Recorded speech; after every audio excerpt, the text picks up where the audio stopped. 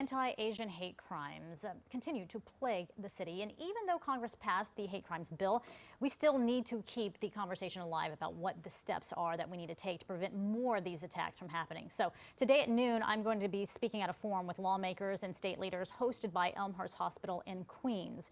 Dr. Eric Way, he is the Senior Vice President for New York City Health and Hospitals, and he's going to be a part of that conversation. And he joins me live this morning with a preview. Good morning, Doctor. Morning, Betty. Thanks for having me. Absolutely. So good to have you. You know, Congress is moving in the right direction with the passage of the anti-Asian hate crime bill.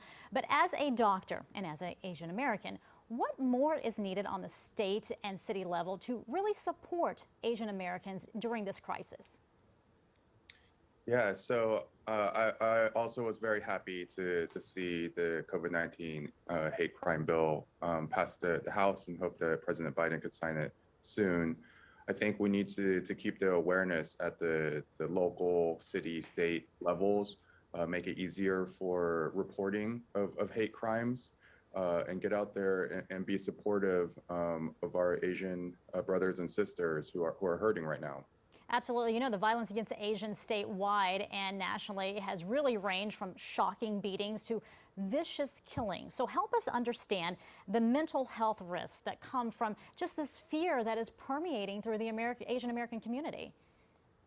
Yeah, no, I mean, here in health and hospitals, we treat everyone who comes through our doors. We've received a lot of the victims of these attacks, and the physical injuries.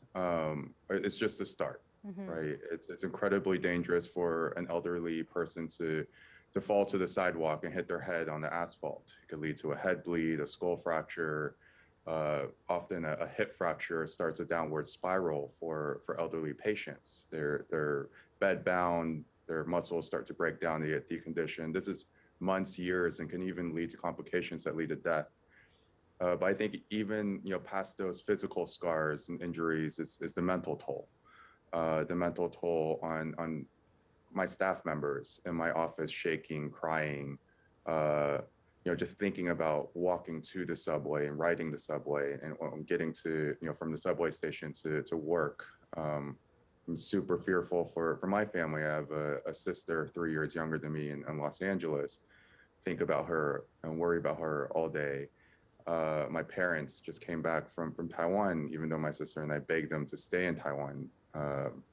Might be safer there, given all the anti-Asian hate crime that's happening. And they're in Northern California right now. My dad loves to take long walks in the morning, and we're begging him not to take long walks. He wants to come out and see his grandchildren he hasn't seen in 15 months here in New York City. And what's going to happen when he's out there walking the streets here and I can't be with him.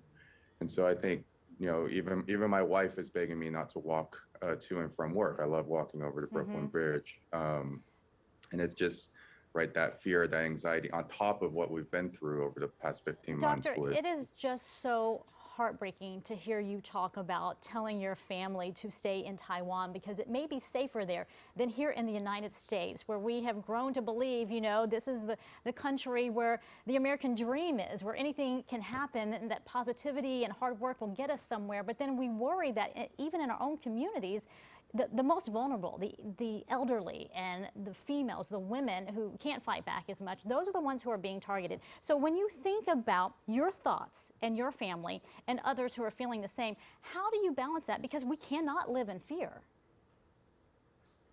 Yeah, no, and I agree with you. Like my family story is not unique.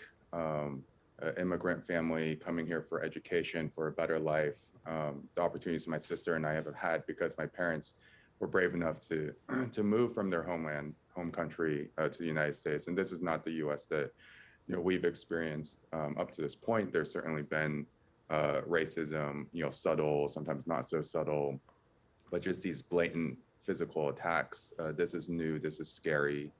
But I think, right, we can't live in fear. We need to come together, not just as Asian Americans, but as people, as New Yorkers, as Americans, and support each other, find that resilience, find that courage to speak up, to intervene when a fellow human being is being attacked. Yes. I think that's how we overcome this. Yeah, create allies in helping fight this.